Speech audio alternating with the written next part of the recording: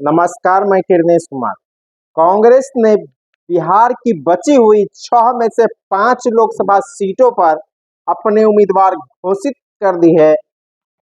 Patna Sahib seat पर कांग्रेस ने अभी तक उम्मीदवार तय नहीं कर पाई है। पटना साहिब में अंतिम चरण में 1 जून को वोटिंग होना है, तो अभी यहाँ नामांकन में भी समय है, इसलिए पटना साहिब की का उम्मीदवार घोषित नहीं किया गया है। लेकिन 5 सीटों पर कांग्रेस ने उम्मीदवार घोषित कर दिया है। जिस 5 उम्मीदवार घोषित किए गए हैं, उसमें से 2 उम्मीदवार दूसरी पार्टी के हैं, हाल ही में कांग्रेस में शामिल हुए, उसे भी टिकट दिया गया है। कांग्रेस ने पश्चिम चंपारण से मदन तिवारी को मैदान में उतारा है। मुजफ्फरपुर से भाजपा के मौजूदा सांसद अजय निषाद को टिकट दिया है। महाराजगंज से कांग्रेस के प्रदेश अध्यक्ष अखिलेश सिंह के बेटे आकाश प्रसाद सिंह को टिकट दिया है।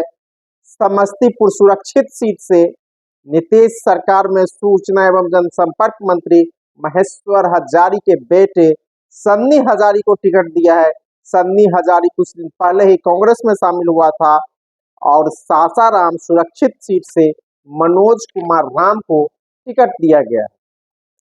बिहार में महागठबंधन में कांग्रेस को 9 सीटें मिली है।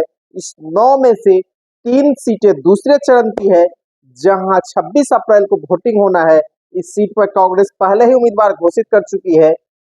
भागलपुर से अजीत शर्मा को, कटिहार से तारिक अनवर को और किशनगंज से मोहम्मद जावेद को कांग्रेस ने टिकट दिया है। इस 9 में से 8 सीटों पर कांग्रेस ने उम्मीदवार घोषित कर दिया है। पटना साहिब का भी नहीं कर पाई है कांग्रेस घोषित।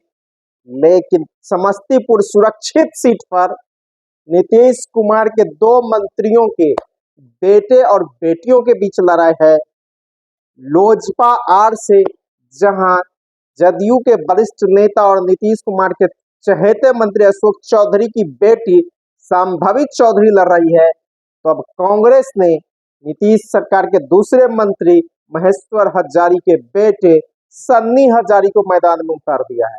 तो मामला वहां जदयू के 2 नेताओं के बीच के बेटे और बेटियों के बीच फंस गया है। हालांकि कहा जाता है, जब संभवी चौधरी को लोजपा ने उम्मीदवार दे दिया, तो महेश्वर हजारी मुख्यमंत्री नीतीश कुमार से मिलने गए और उन्होंने कहा, जो 2020 के बिहार विधानसभा चुनाव में आपको हराया है, क्या हम उसके लिए वोट मांगने जाएंगे?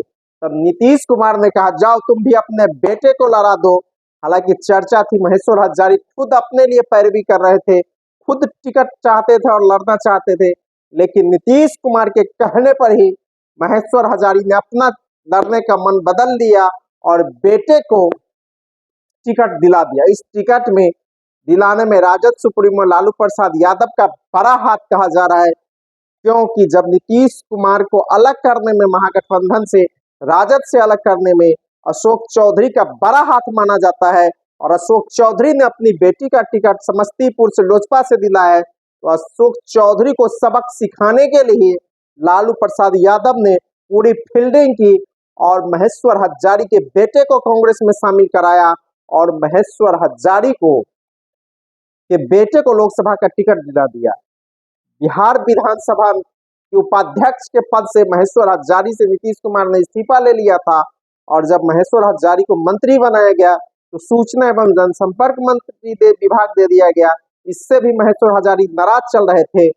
अब लोकसभा चुनाव में महेश्वर हजारी ने अपने ही पार्टी के दूसरे मंत्री के बेटी के खिलाफ अपने बेटे को मैदान में उतारकर बड़ा संदेश दे दिया है। हालांकि महेश्वर हजारी जदयू नहीं छोड़ा है, वह जदयू के स्टार प्रचारक भी है, लेकिन ईद के मौके पर महेश्वर हजारी समस्तीपुर संसदीय सीट के अंदर कई जगहों पर घूमते हुए देखे गए थे और लोगों से मिलजुल रहे थे।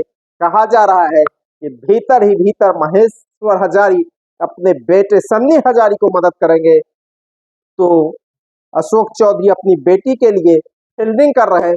सूत्रों ने तो यहाँ तक कह दिया है, इस बीच में अशोक चौधरी पूरा ताकत लगा दिए थे, सन्नी हजारी को टिकट नहीं मिले, मुख्यमंत्री नीतीश कुमार तक पहुंचे थे, लेकिन मुख्यमंत्री नीतीश कुमार ने अशोक चौधरी को सीएम हाउस से ही भगवा दिया। तो आप कह सकते हैं कि समस्तीपुर की लड़ाई काफी दिलचस्प हो गया है। यहाँ पर एक तरफ नीतीश सरकार के ग्रामीण कार्य विभाग के मंत्री की बेटी संभावित चौधरी है, तो दूसरी तरफ सूचना एवं जनसंपर्क मंत्री महेश्वर हजारी के बेटे सन्नी हजारी है। यह चैनल नया है, आप शेयर कीजिए, लाइक कीजिए, सब्सक्राइब कीजिए। धन्यवाद। मैं किरणेश कुमार।